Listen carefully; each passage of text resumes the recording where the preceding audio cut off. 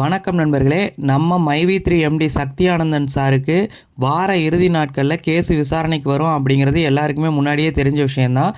அது மாதிரியான சூழ்நிலைகள் அமைஞ்சு போச்சு. அதனால் இந்த வார இறுதி நாட்கள் வந்துருச்சு. கேஸு விசாரணைக்கு வருமா அப்படின்னு எல்லாரும் எதிர்பார்த்து காத்துக்கிட்டு இருக்கோம். அதற்கான விடை இன்று இரவு தெரிந்துவிடும். அதாவது இன்றைக்கி நைட்டு 8 மணிக்கு மேலே கோர்ட்டில் காஸ்ட் லிஸ்ட்னு ஒன்று ஒட்டுவாங்க. அதில் எம்டி சக்தி ஆனந்தன் சாருடைய நேம் வந்து இடம்பெற்றுருச்சு அப்படின்னா கண்டிப்பாக நாளைக்கு அல்லது நாளைக்கு மறுநாள் கேஸ் விசாரணைக்கு வந்துடும். கேஸ் விசாரணைக்கு வந்துட்டாலே நம்ம எம்டி கண்டிப்பாக வெளியில் வந்துடுவார் அப்படின்னு உறுதியாக சொல்லலாம். எதனாலனா கம்பெனி சைடில் எந்த குற்றமும் இல்லை அப்படிங்கிற தகவல்கள் தான் வெளியாகிட்டுருக்கு. ஒருத்தவங்க மேலே கேஸ் போட்டுட்டாலே அவங்க குற்றவாளி கிடையாது. அவங்க குற்றமற்றவர்கள் நிரூபிக்கிறதுக்கு தான் நீதிமன்றம் இருக்குது. குற்றமற்றவர்களாக நிரூபித்து வெளியில் வர்றதுக்கு எம்டி காத்துக்கிட்டு இருக்காரு. நாம் வணங்கும் தெய்வம் கண்டிப்பாக நம்மளை கைவிடாது. நிறைய பேர் கேட்குறாங்க, என்னென்னா சாமி கும்பிட்டுக்கிட்டே இருந்தால் சரியாயிருமா அப்படின்ற மாதிரி கேட்குறாங்க. சாமி கும்பிட்டுக்கிட்டே இருந்தால் சரியாயிரும் அப்படின்னு சொல்லலை.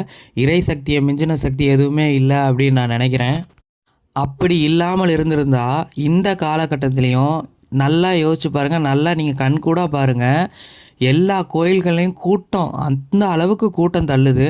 நம்ம பாட்டி காலத்தில் கூட இவ்வளோ கூட்டம் இருக்காது. கூட்டமான கூட்டம் கோயில்களில் இருக்குது.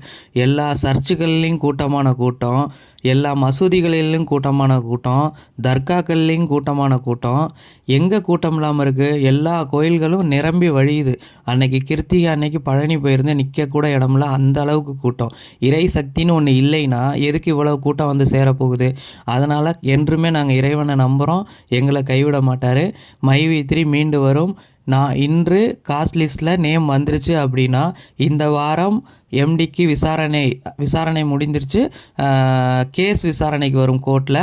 அந்த விசாரணையில் எம்டி குற்றமற்றவர் அப்படின்னு நிரூபித்து பெயில் வாங்கிட்டு வெளியில் வருவார். மறுபடியும் மைவி3 நல்லபடியாக ரன் பண்ணுவார். நம்மளுடைய குறைகளெல்லாம் தீர்த்து வைப்பார். எல்லாம் வல்ல இறைவனை பிரார்த்தித்து விடைபெறுகிறேன். நன்றி நண்பர்களே. மீண்டும் அடுத்த வீடியோவில் சந்திப்போம்.